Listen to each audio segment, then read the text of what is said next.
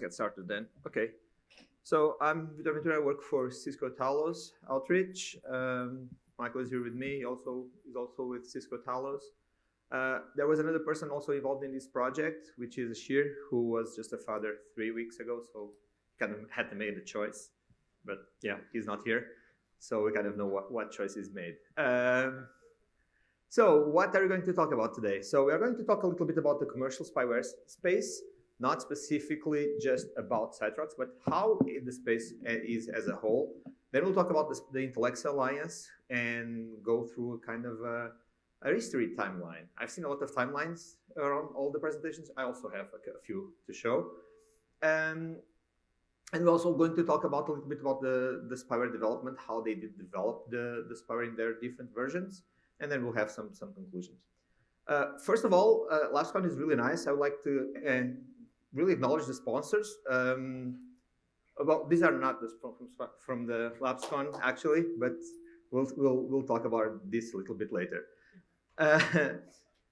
So commercial spyware, one thing that we all must acknowledge is that commercial spyware is something that exists for a reason.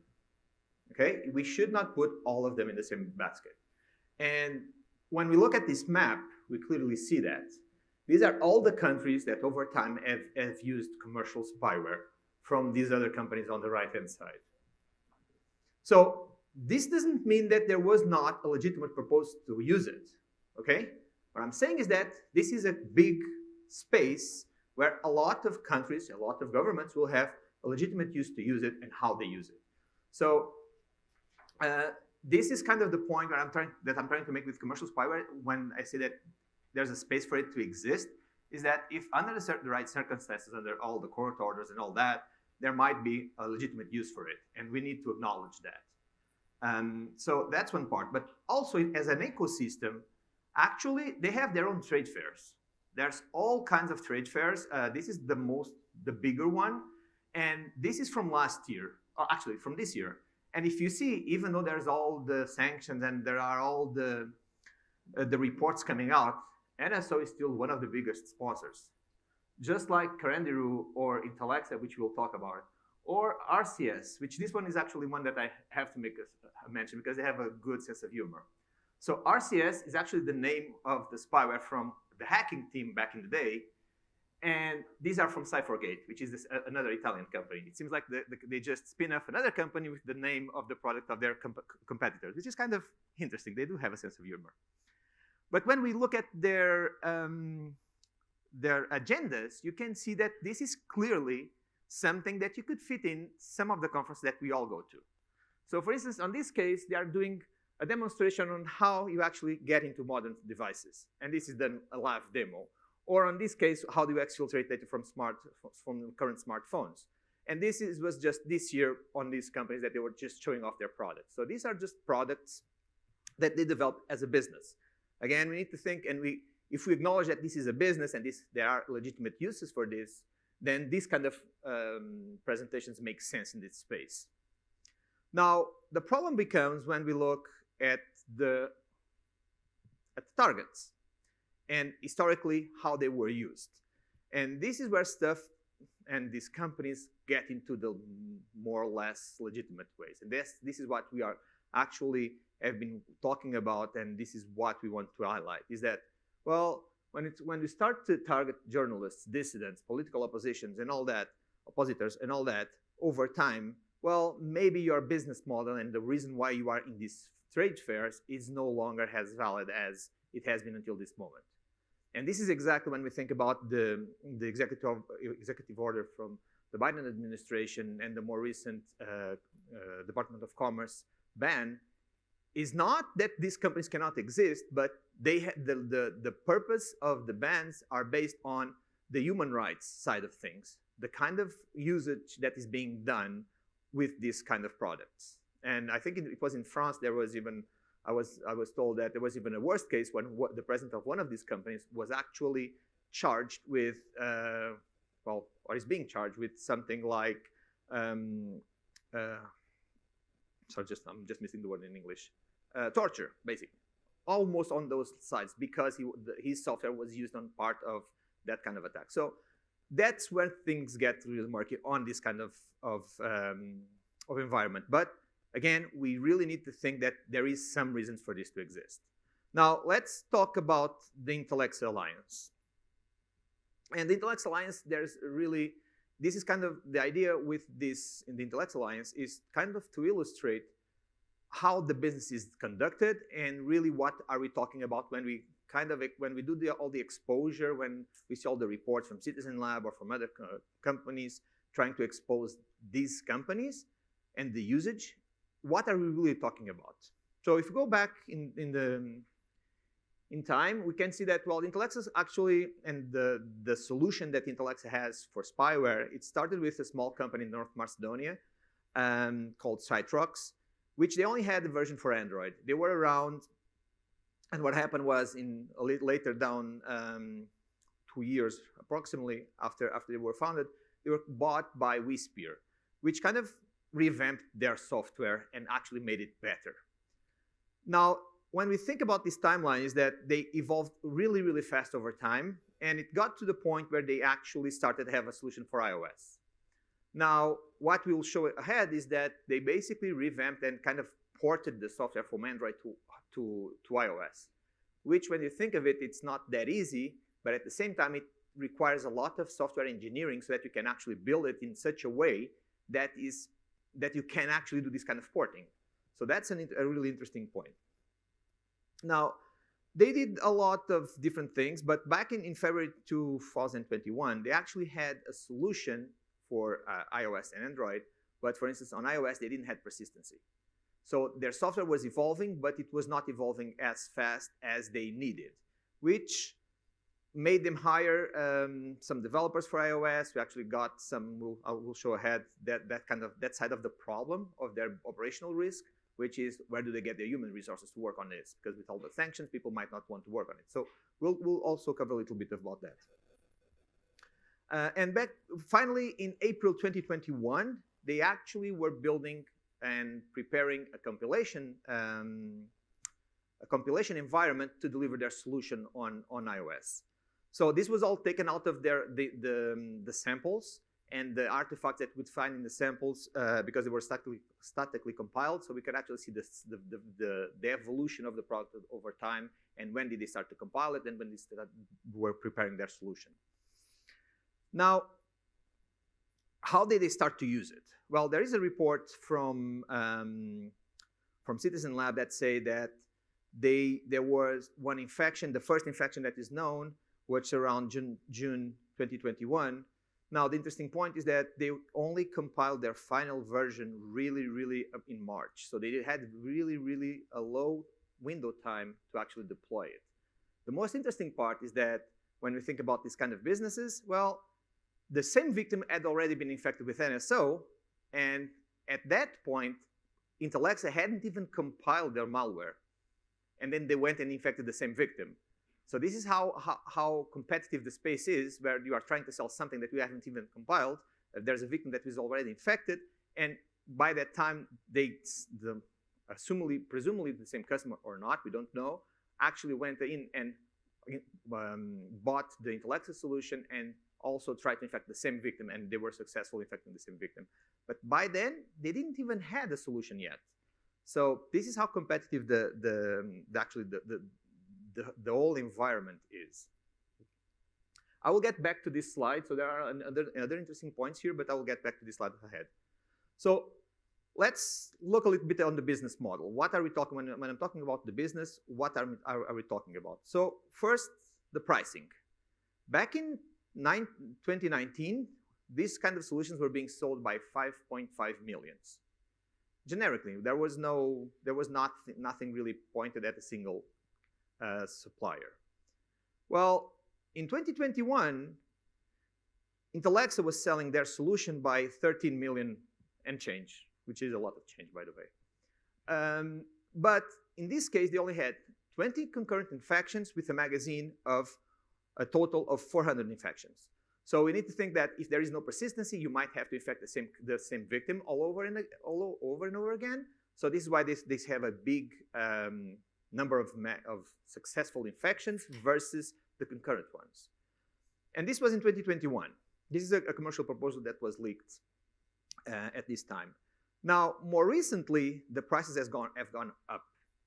So at this moment, and this is around 2022, they are selling by 8 million, but the number of concurrent infections is way lower, and the number of infections are successful infections are also lower. Of course, they can always buy more, but this is where things are right now. At the same time, they also did one thing, which is their solution is evolving. So on the first point, they only had persistency for iOS. Now they also, after they were exposed, they changed the name of the solution just because of marketing. And now they have one which also has persistency for iOS and Android. When we first did our technical analysis on the implants back in June, we were not able to find on the code persistency for Android, but Michael will talk a little bit about that. But we found some kind of stubs for it. It was kind of hinted that it would exist, but at the time, the samples that we had didn't have it. But now they have it. It will survive. Oops. It will survive a reboot. It won't survive a factory reset. So all the thing about reboot your phones that it will make the malware go away, yeah, forget it.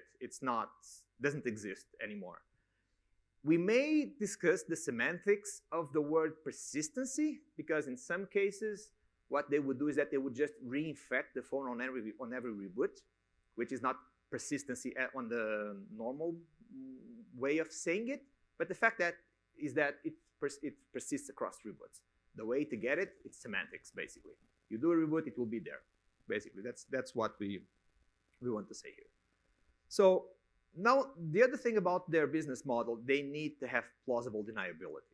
And this has been all over the place when you think about the case of Facebook against NSO, about the plausible deniability. We don't know who it is, all that. So one thing that they do is that they are really good when they cannot cover stuff technically, they will cover it with contractors.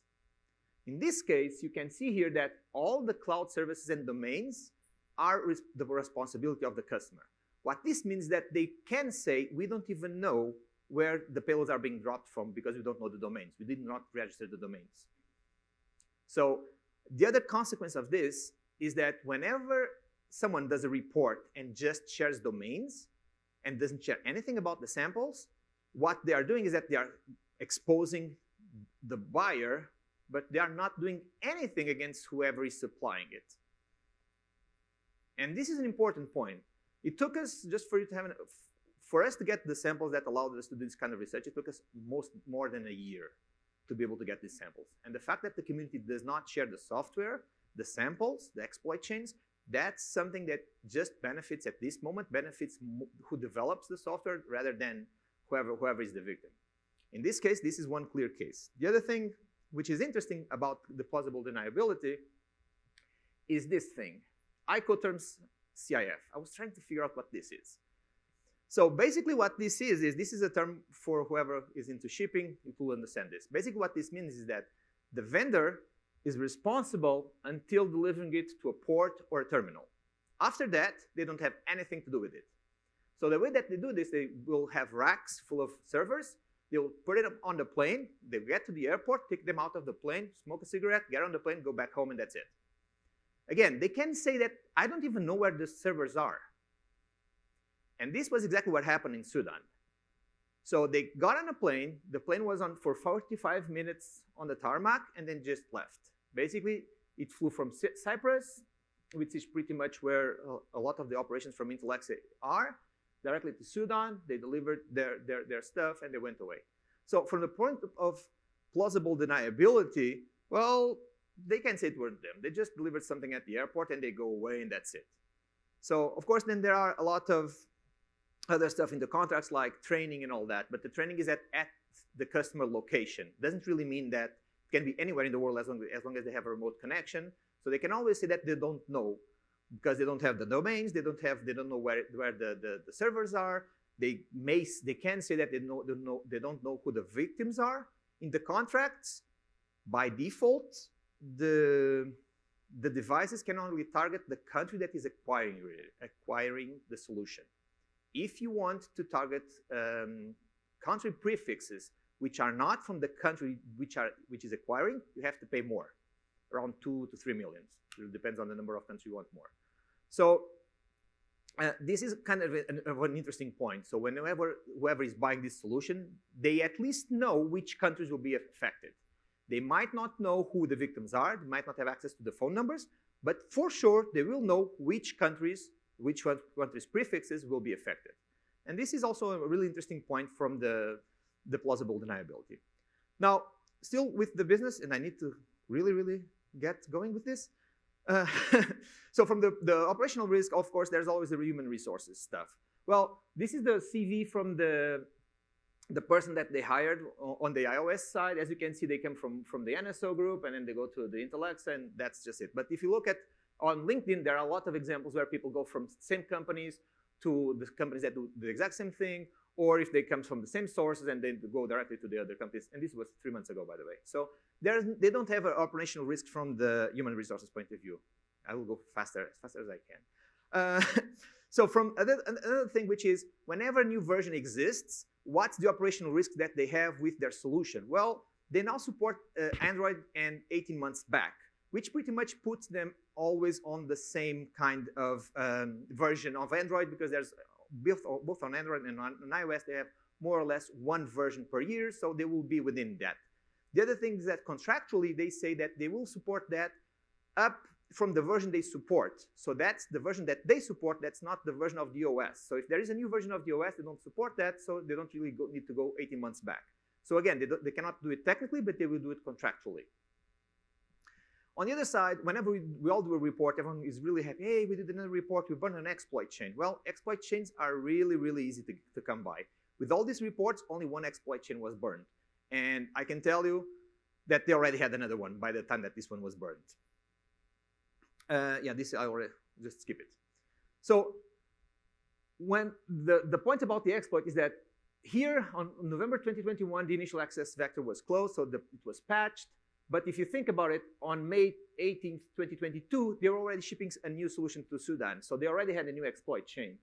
And where we can actually see that is that on July 2022, they are backporting this to Android 10, which was where the first one in February existed. So on this date, they already had an exploit chain that would give them access to this system, another one that would give them access to this one.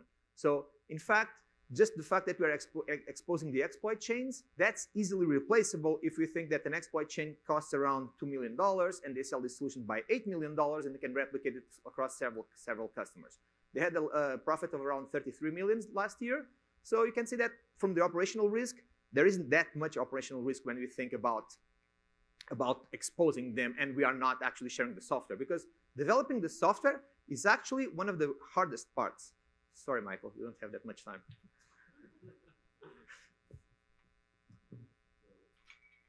The implant is broken into two parts, Alien and Predator. So Alien is a user mode implant, and Predator is a kernel mode implant. While Predator exists on iOS, it also exists on Android, and Predator cooperates pretty well with the Alien implants. Alien cooperates pretty well with the Predator implant based on the exploit chain that they're being used and what equities they decide to burn on a target. What is very interesting about this is that they're all compiled together to create a combination that you can compile onto a target and make everything designed in such a way that it's sharing a ton of engineering components with one another.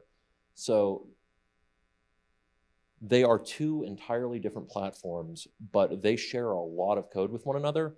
Further, the iOS sample shares a lot of code with the Android sample, in a sense that the iOS sample even has a lot of the Android code built into it that doesn't work at all in the Android sample.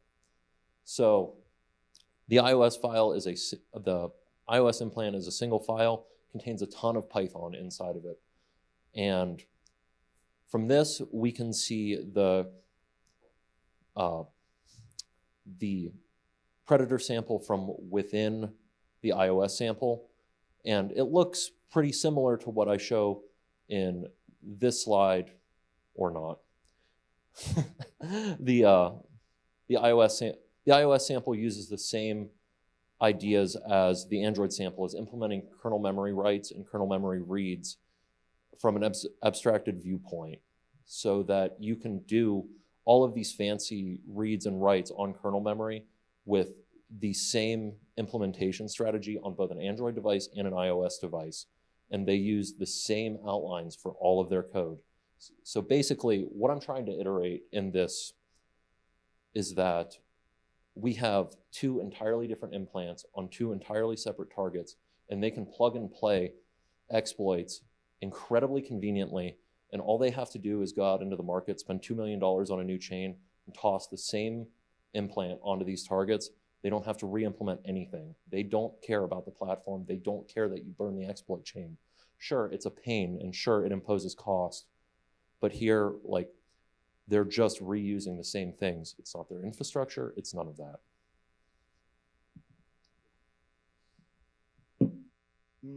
Yeah, so as a wrap-up, when we did all this analysis, there were a lot of missing components, because we got the samples, we got Predator, and we got Alien, but this is composed. So basically, Predator is a Python 2.7 interpreter that has came back from 2017 with the Android solution from Intellexa. And what they do is that the main components of the C2 communication, all that, they are just Python modules that run on top of it, and we didn't get them. And there are a lot of, we know the capabilities because of what was noticed and because of the analysis that we did on the native side of things, but there are a lot that we don't know. And one of the reasons is that this is not shared. And we always see the reports, there's all the domains there, we burn all the customer, but the hard part is developing this. This is incredibly sophisticated piece of software engineering, and we are not, as a community, burning that because we are not sharing it. We respect the samples that were given to us on the TLP, but we wish that they could be exposed. But we can't because we are actually committed to that. And our kind of call to the community is that we need to share this. Not only the domains, but we need actually to share the samples so that we can impose them more costs of redeveloping and recreating other problems for them. Because right now they just go to the customer and said, yeah, well, you burn your domains. Tough luck, it's your problem, you had to create them, you need to create them again. Because as you've seen, that's contractually how they sell it. So that's kind of where we are at this moment. So just as a quick round wrap-up, sorry. This is a highly and growing ecosystem. We have seen these companies go all over the place. We see there are a lot of them. Whenever we see a new report, there's another one popping up. Some will be closed and people just move around and will create another one. So that's something this is a growing problem. And we have seen governments and the EU and all that trying to move on this. Exploit chains are relatively easy to come by. As you saw, they already had another one when they were exposed for the first time that didn't stop them at all. NSO has been exposed multiple times. They are still the major sponsors for that kind of trade show. So there's a lot that they have to gain with it. So we need to do more on that. We need to share the samples. And we actually need to move on this because this is a problem that is going up and up and up. Well, and that's all we have. I don't think we have time for questions, but we'll be around if you have any questions.